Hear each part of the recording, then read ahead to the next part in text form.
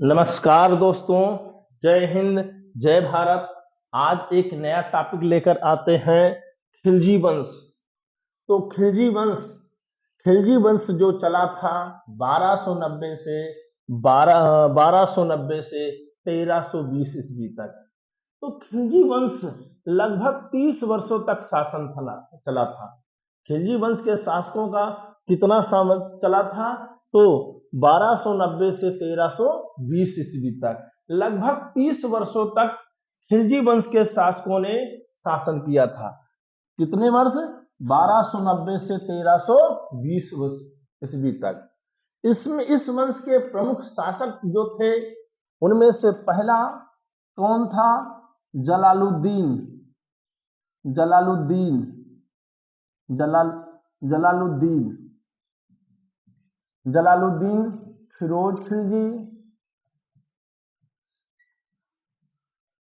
जलालुद्दीन फिरोज खिलजी। उसके बाद दूसरे हैं अलाउद्दीन खिलजी। अलाउद्दीन खिलजी। तीसरे हैं कुतुबुद्दीन कुतुबुद्दीन फिरोज खिलजी। और चौथे हैं शिहाबुद्दीन उमर। शिहाबुद्दीन उमर। और पांचवे हैं नसरुद्दीन खुसरो शाह। नसरुद्दीन खुसरो शाह। तो खिलजी वंश या खिलजी डायनेस्टी में कुल 5 शासकों ने शासन किया। पहले थे जलालुद्दीन फिरोज खिलजी, दूसरे हैं अलाउद्दीन खिलजी, और तीसरे हैं कुतुबुद्दीन फिरोज खिलजी, चौथे हैं शिहाबुद्दीन उमर, और पांचवे हैं नसरुद्दीन खुसरो शाह। तो 5 शासकों ने खिलजी वंश पर शासन किया। ठीक है। तो आज शुरू करते हैं। किसके बारे में चर्चा करेंगे? तो जलालुद्दीन फिरोज खिलजी 1290 से 1296 ईस्वी। ठीक है। तो खिलजी वंश जो जलालुद्दीन फिरोज खिलजी था 1290 से 1296 तक कुल 6 वर्षों तक शासन किया। कितने वर्षों तक? 6 वर्षों तक शासन किया। 6 वर्षों तक शासन किया। तो जलालुद्दीन फिरोज खिलजी भी क्या था? एक तुर्क मुसलमान था। कौन था? तुर्क मुसलमान था। तुर्क मुसलमान था। जलालुद्दीन फिरोज खिलजी भी एक तुर्क मुसलमान था। क्लियर है? आगे, यह एक उदार किस्म का शासक था। कैसे किस्म का शासक था? यह एक उदार किस्म का शासक था। यह हिंदुओं के प्रति नरम नीति अपनाई। किसके प्रति? हिंदुओं के प्रति नरम नीति अपनाई। और यह प्रथम शासक था जिसने हिंदुओं को उच्च पदों पर आसीन करने की परंपरा की शुरुआत किया। तो जलालुद्दीन फिरोज खिलजी यह प्रथम शासक होता है जो हिंदुओं को उच्च पदों पर आसीन करने की परंपरा की शुरुआत किया। आगे बढ़ते हैं। तो जलालुद्दीन फिरोज खिलजी के सुल्तान कैकूबाद के समय में ये कहां का सूबेदार होता है? समाना का सूबेदार होता है। समाना का सूबेदार सूबेदार तो जलालुद्दीन फिरोज खिलजी सुल्तान कैकूबाद के समय में ये समाना का सूबेदार होता है। ठीक है। और किस पद पर आसीन हुआ? तो सर ए जहांदार सर ए जहांदार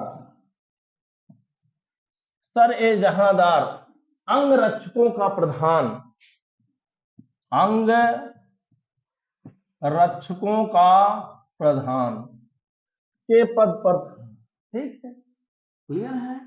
और कैकूबाद ने जलालुद्दीन फिरोज खिलजी को और कौन सा उपाधि दिया था? तो उपाधि दिया, शाइस्ता खां, शाइस्ता खां, शाइस्ता खां की उपाधि दिया था। आगे चलकर एक और पद देता है कैकूबाद जलालुद्दीन फिरोज खिलजी को, क्या देता है? शाइस्ता खां, शाइस्ता खां, शाइस्ता खां की उपाधि दिया था। किसकी उपाधि दिया था? शाइस्ता खां की उपाधि दिया था। ठीक है। और एक पद और दिया था, आरिज ए मुमालिक, आरिज ए मुमालिक, आरिज ए मुमालिक सेना मंत्री, सेना मंत्री का पद दिया था। ठीक है, सेना मंत्री का पद दिया था। आरिज ए मुमालिक, आरिज ए मुमालिक का पद दिया था कौन? सुल्तान कैकूबाद के समय में कैकूबाद ने जलालुद्दीन फिरोज खिलजी को आरिज ए मुमालिक या सेना मंत्री का पद दिया था। परंतु जलालुद्दीन फिरोज खिलजी ने कैकूबाद के साथ क्या किया? कैकूबाद को यमुना नदी में फेंकवा दिया था। कहाँ फेंकवा दिया था? यमुना नदी में फेंकवा दिया था। और उसके अल्पवयस्क पुत्र शमसुद्दीन ट्यूमस को दिल्ली की गद्दी से हटा करके सुल्तान कब बना था? तो 13 जून 1290 ईस्वी में ये सुल्तान बन गया, दिल्ली का सुल्तान बन गया। यानी गुलाम वंश के अंतिम शासक शमसुद्दीन ट्यूमस की हत्या करके 13 जून 1290 ईस्वी को जलालुद्दीन फिरोज खिलजी दिल्ली का सुल्तान बन गया। आगे देखिए, इसने इसने अपना राज्यारोहण कहां से कराया? कैकूबाद द्वारा अनिर्मित किलोखरी या कूलागढ़ी में अपना राज्यारोहण 13 जून 1290 ईस्वी में करवाया। उसके बाद किलोखरी को अपनी राजधानी बनाया। किसको? किलोखरी को उसने अपना क्या बनाया? राजधानी बनाया। क्लियर है? आगे बढ़े, चलिए। जो जलालुद्दीन फिरोज खिलजी था, क्योंकि वो उदार किस्म का सुल्तान था, ठीक है, वह हिंदुओं के प्रति नरम नीति अपनाई और वह हिंदुओं को पहला शासक होता है जो उच्च पदों पर आसीन करने की परंपरा की शुरुआत की है। चलिए, जलालुद्दीन फिरोज खिलजी ने सीधी मौला को, किसको? सीधी मौला को हाथियों के तले कुचलवा दिया था। क्योंकि वह दिल्ली की गद्दी के दावेदार बन रहा था, इस वजह से सीधी मौला को उसने हाथियों के तले कुचलवा दिया था। और जलालुद्दीन फिरोज खिलजी किसका अनुयायी था? तो वो किसका अनुयायी था?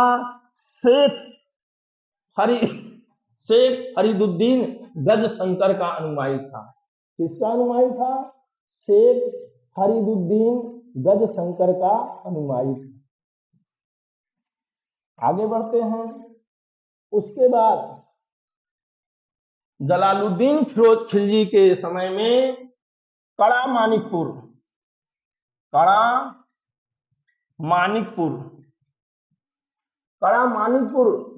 का सूबेदार होता है, क्योंकि बलबन का भतीजा होता है मलिक छज्जू। कौन होता है? मलिक छज्जू। छज्जू ने विद्रोह कर दिया, तो विद्रोह को दबाने के लिए जलालुद्दीन फिरोज खिलजी ने किसको भेजा? अपने भतीजे अलाउद्दीन खिलजी को मलिक छज्जू के विद्रोह को दबाने के लिए भेजा। और अलाउद्दीन खिलजी जाकर के मलिक छज्जू के विद्रोह को दमन कर दिया और उसको पकड़कर दरबार में लाया गया। बड़ा फटे पुराने कपड़े पहनाए गए। तब भी जलालुद्दीन फिरोज खिलजी ने मलिक छज्जू को माफ कर दिया। ठीक है, आगे बढ़िए। उसके बाद क्या होता है? जलालुद्दीन फिरोज खिलजी क्या होता है कि जलालुद्दीन फिरोज खिलजी के समय में ही दक्षिण भारत पर मुसलमानों ने पहली बार आक्रमण किया। यानी दक्षिण भारत में आक्रमण किसके समय में हुआ था? तो जलालुद्दीन फिरोज खिलजी के समय में हुआ था। इसका भतीजा अलाउद्दीन खिलजी ने दक्षिण भारत के देवगिरी या दौलताबाद पर आक्रमण किया और वहां के शासक होते हैं रामचंद्र देव को पराजित करके आपूद धन संपदा लेकर के कहां आ गया? कड़ा मानिकपुर। क्योंकि कड़ा मानिकपुर का सूबेदार किसे बनाया गया था? अलाउद्दीन खिलजी को बनाया था। तो बहुत सारा धन लेकर देवगिरी से आया। तो तभी उसे क्या की लालसा आ गई? सुल्तान बनने की लालसा उत्पन्न हो गई। और 19 जुलाई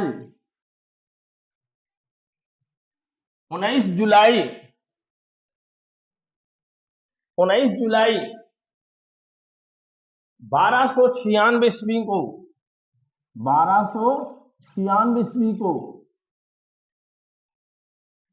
19 जुलाई 1296 ईस्वी को जलालुद्दीन फिरोज खिलजी कड़ा मानिकपुर में अलाउद्दीन खिलजी से मिलने के लिए गया और दोनों गंगा नदी के तट पर आपस में मिल रहे थे, भेंट कर रहे थे। तभी अलाउद्दीन खिलजी ने धोखे से अपने चाचा जलालुद्दीन फिरोज खिलजी के छुरा घोंप करके हत्या कर दिया। इस तरह से 1296 में अगला शासक कौन बन जाता है? अलाउद्दीन खिलजी दिल्ली का शासक बन जाता है। आज के लिए बस इतना ही। जय हिंद, जय भारत, सत श्री अकाल, जय महाकाल, जय हिंद।